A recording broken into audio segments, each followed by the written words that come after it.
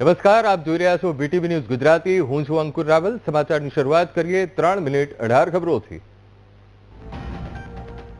ભાજપના દિગ્ગજ નેતા અને સરકારી અગ્રણી દિલીપ સંઘાણીનું ટ્વીટ ફરી ચર્ચામાં. સોશિયલ મીડિયા પ્લેટફોર્મ એક્સ પર ટ્વીટ કરીને લખ્યું, દીકરીના નિહાપા લાગ્યા.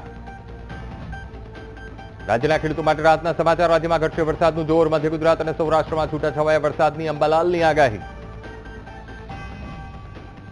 પાટણ જિલ્લામાં કપાસની ખેતી કરતા ખેડૂતોની માઠી દશા. વરસાદ પછી યોગ્ય ભાવ ન મળતા કફોડી હાલત. સરકાર પોષણક્ષમ ભાવ આપે તેવી માંગ.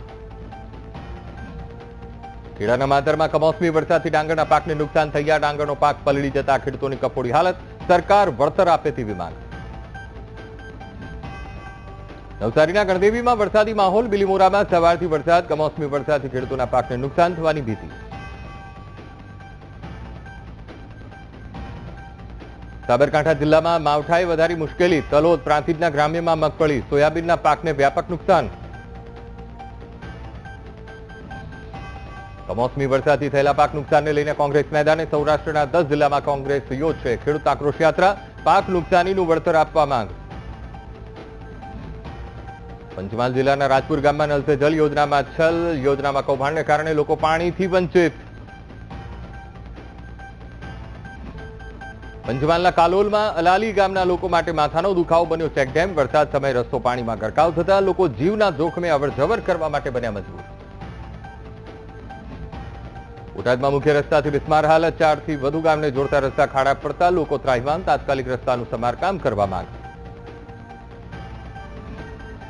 બોટાદના રાણપુરમાં ખરાબ રસ્તાથી સ્થાનિકો પરેશાન. રસ્તા પર મસમોટા ખાડાને કારણે વાહન ચાલકોને હાલાકી. લોકોને અકસ્માતનો ભય. બોરસદ ચોકડી પાસે લૂંટની ઘટના. પાર્લર પર બેઠેલા વ્યક્તિના ગળામાંથી સોનાના ચેનની લૂંટ કરી 2 શખ્સો ફરાર. લૂંટારૂ સીસીટીવીમાં કેદ. સુરતના ડિંડોલીમાં અસામાજિક તત્વો બેફામ. ચાની લારી પર લુખ્ખાઓએ મચાવ્યો આતંક. 10 શખ્સોએ એક યુવક પર કર્યો હુમલો.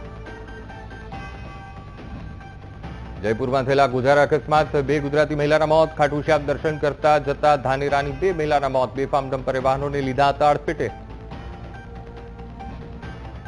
સુરેન્દ્રનગરના થાનગઢમાં અકસ્માતની ઘટના. પોલીસે રોકવાનો પ્રયાસ કરતા ભાગ્યો કાર ચાલક. અનેક વાહનને લીધા અડફેટે. 10 લોકોને ઈજા. સુરતના કાપોદ્રામાં ગાંજાની હેરાફેરીનો પર્દાફાશ. બ્રિજ પરથી ગાંજાનો જથ્થો જપ્ત. આરોપી દીપક ઉર્ફે સુખો સોનવણેની ધરપકડ.